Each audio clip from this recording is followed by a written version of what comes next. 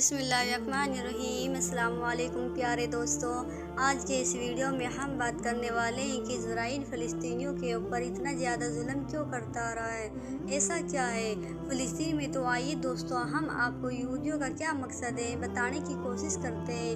پیارے دوستوں، شاید آپ لوگوں کو یہ پتہ ہوگا کہ امام مہدی علیہ السلام کے ظہور ہونے یعنی نکلنے کا زمانہ بالکل ہی نزدیک آ چکا ہے، اور حضور صلی اللہ علیہ وسلم نے ان کے بارے میں جتنی بھی نشانیاں بتائی تھی وہ سب لگ بھگ پوری ہو چکی ہے، اور یہودی اپنی اسی آخری سازش میں لگے ہوئے ہیں کہ کسی طرح مسلمانوں کا پہلا قبلہ مسجد اقصی کو شہید کر کے یعنی گرا کے وہاں ہیکل سلیمانی بنایا جائے، کہ جس سے بنانے کے بعد اس میں سے یہودی اور حضرت داؤد علیہ السلام کا تخت لگا کر رکھیں گے، کہ جس پر وہ اپنے مسیح مطلب دجال کو بٹھا کر ساری دنیا پر راج کریں گے۔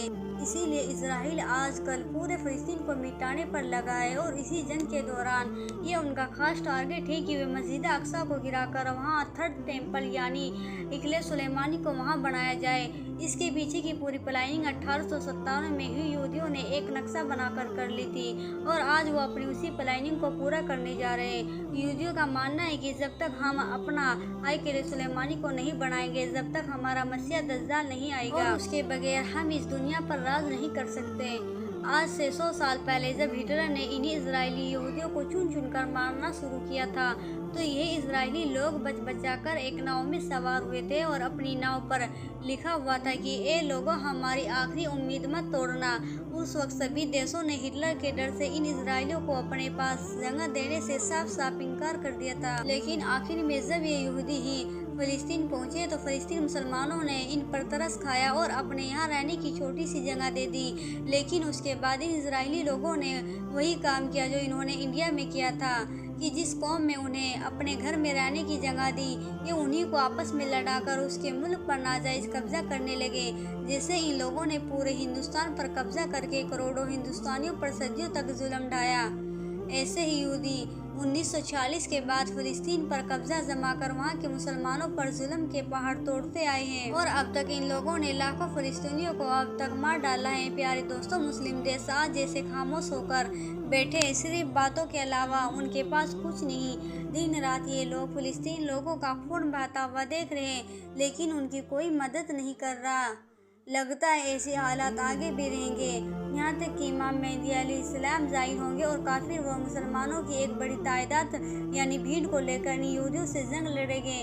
لیکن جب یہودیوں کا مسیح دجال امام مہدی علیہ السلام پر جیت حاصل کرنے کی کوشش کرے گا، تو اللہ تعالیٰ حضرت عیسیٰ علیہ السلام کو آسمان سے زمین پر اتاریں گے، اور پھر وہ دجال کو پکڑ کر قتل کر دیں گے، اور انہی کی وجہ سے مسلمانوں کو ساری دنیا پر ایک عام حکومت ہوگی۔ پیارے دوستوں، امام مہدی علیہ السلام کے آنے کا زمانہ بالکل قریب آ چکا ہے۔ حدیث کی کتابیں اور حالات کو غور سے پڑھیں، اور اپنے بڑے بڑے علماء اکرام کی مانیں تو شاید 3 سے 4 سال کے اندر ہی امام مہدی علیہ السلام کا ظہور ہو جائے گا۔ آج کل جو فلسطین میں حالات بڑھتے جا رہے اور یہودی اپنا ہیکل سلیمانی بنانے کی پوری تیاری میں لگے ہیں، تو اگر انہوں نے ہیکل سلیمانی کو بنا لیا تو پھر یہودی لوگوں کے دعوے کے مطابق دجال کا نکلنا کچھ دور نہیں ہے۔ اگر دجال نکلا تو اس کے کچھ ہی دنوں بعد امام مہدی علیہ السلام بھی مسلمانوں کے سامنے ظاہر ہو جائیں گے، اور پھر ایک ایسی جنگ ہوگی کہ جن کے بارے میں اللہ کے رسول اللہ صلی اللہ علیہ وسلم نے فرمایا تھا کہ اس وقت تم کو ہر طرف لاشیں ہی لاشیں نظر آئیں گی۔ اگر ایک مسلم باپ کے 100 لڑکے ہوں گے تو اس جنگ میں 99 لڑکے قتل کر دیے جائیں گے۔ ایک آدمی 50 عورتوں کی اکیلی رکھوالی کرے گا، کیونکہ ہر خاندان کے بہت سے مردوں کو اس جنگ میں شہید کر دیا جائے گا۔ صرف عورتیں ہی عورتیں بچے گی، یہاں تک کہ 50 عورتوں کی رکھوالی کرنے والا صرف ایک ہی مرد ہوگا۔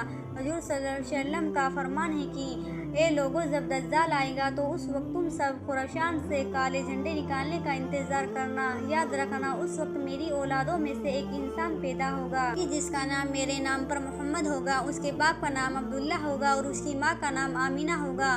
وہ خراسان की तरफ से काले झंडे लेकर निकलने वाले का लश्कर का लीडर होगा।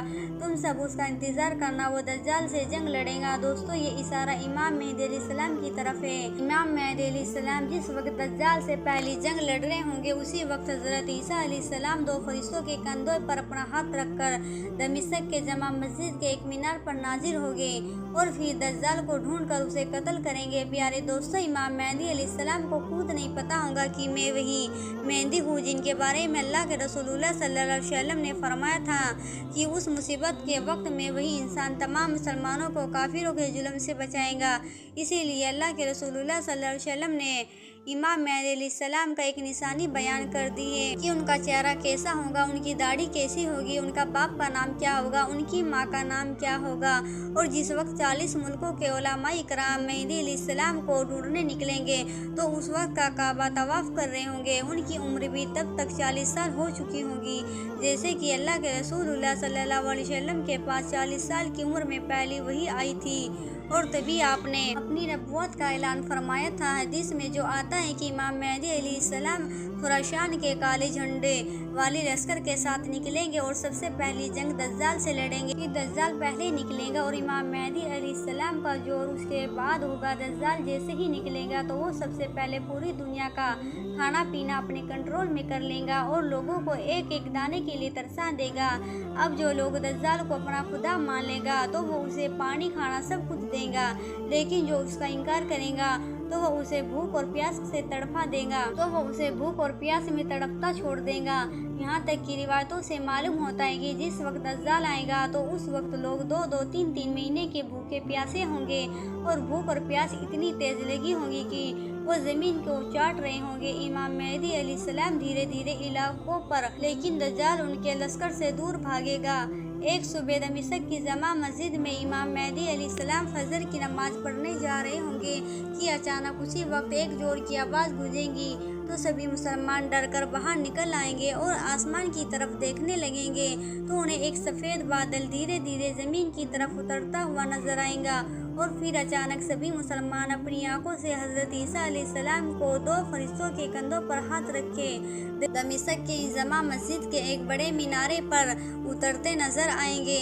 वो फरिश्ते हजरत ईसा अलैहिस्सलाम को उस मीनार पर उतार कर वापस चले जाएंगे।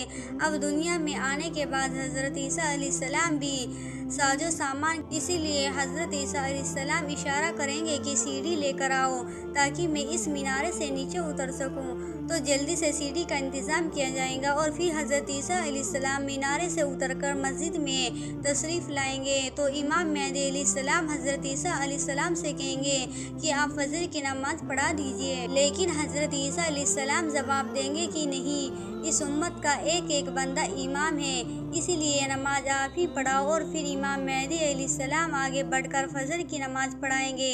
नमाज के बाद हजरत ईसा अलैहिस्सलाम की निगरानी में मुसलमानों का लश्कर तैयार किया जाएगा और फिर ये सारा लश्कर हजरत लीडरशिप में दज्जाल को कत्ल करने के लिए निकलेगा। दज्जाल को खबर हो जाएगी कि हजरत ईसा अलैहिस्सलाम दुनिया में आ चुके हैं, अब मेरी मौत का वक्त करीब आ गया है। तो वो सारी दुनिया में दनाता फिरेगा और हजरत ईसा अलैहिस्सलाम से दूर भागेगा। लेकिन हजरत ईसा अलैहिस्सलाम उसे इस वक्त इजराइल में मौजूद एक जगह मक्के में लूत पर जाकर पकड़ लेंगे। जब हजरत ईसा अलैहिस्सलाम अपने लश्कर के साथ दज्जाल के सामने खड़े होंगे तो दज्जाल लश्कर के यहूदी अपने मसीह दज्जाल को बचाने के लिए मुसलमानों के साथ जंग शुरू कर देंगे और उस वक्त एक बड़ी भयानक खूनी जंग होगी। लेकिन इस जंग में मुसलमानों की जीत होगी और फिर हजरत ईसा अलैहिस्सलाम अपने हाथों से मक्के में लूत पर दज्जाल को कत्ल करेंगे। दज्जाल को कत्ल को करने के बाद दज्जाल इस जमीन पर पूरे 40 साल तक लोगों को गुमराह करेगा। हजूर सल्लल्लाहु अलैहि वसल्लम ने फरमाया कि जब दज्जाल आएगा तो उस वक्त एक दिन 1 साल के बराबर होगा और फिर दूसरा दिन 1 महीने के बराबर होगा और फिर तीसरा दिन 1 हफ्ते के बराबर होगा। उसके बाद सभी दिन आम दिनों की तरह हो जाएंगे। तो इस पूरे 40 साल तक का दज्जाल इस जमीन पर हुकूमत करेगा और ये यहूदी उसी अगुवाई में मुसलमानों पर बेजुल्म ढाएंगे।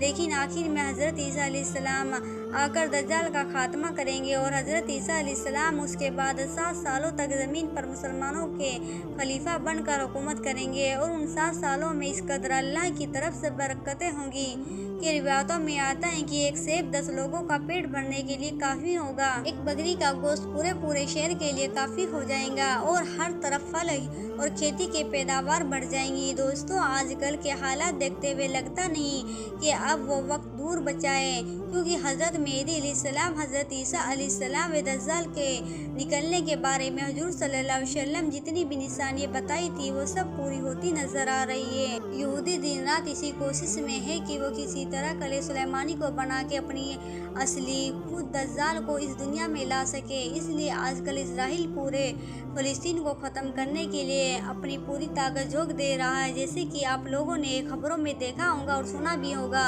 कि इजराइल गाजा को किस तरह तबाह कर रहा है। हज़ारों मुसलमान मारे जा चुके हैं और यहूदियों ने पूरे गाजे पर कब्जा जमा कर 30 लोगों से ज़्यादा मुसलमानों को 1 महीने के अंदर ख़त्म करने की प्लानिंग बना ली है। दोस्तों, अगर इजराइल अपने इस मकसद में कामयाब हो गया और सभी 57 देश तमाशा बनकर मासूम फ़लस्तीनियों को इसी तरह कत्ल होते देखते रहे, तो वक्त दूर नहीं कि कुछ ही दिनों के बाद हमें आत्मा को झकझोर देने वाली, दिल को चीर देने वाली ये खबर भी सुनने को मिलेगी। वहाँ इकले सुलेमानी को बनाना शुरू कर दिए। जैसे कि आप लोगों को मालूम होगा कि कैसे यहूदियों ने, जिसे कोई भी देश रहने के लिए जगह देने का तैयार नहीं था, लेकिन फिर रहम खाकर फ़लस्तीन ने इसे ठहरने के लिए जगह दी। उस वक्त यहूदी 10% से भी कम थे, लेकिन आज पूरे फ़लस्तीन के ऊपर कब्जा जमा कर बैठ गया है और अभी लगभग 88% की ज़मीन पर कब्जा कर चुका है और सिर्फ 12% ही ज़मीन है जहां फ़लस्तीन कर रहे। इसके आगे दोस्तों क्या होगा अल्लाह ही बेहतर जानता है। आखिर में अल्लाह तबारक व तआला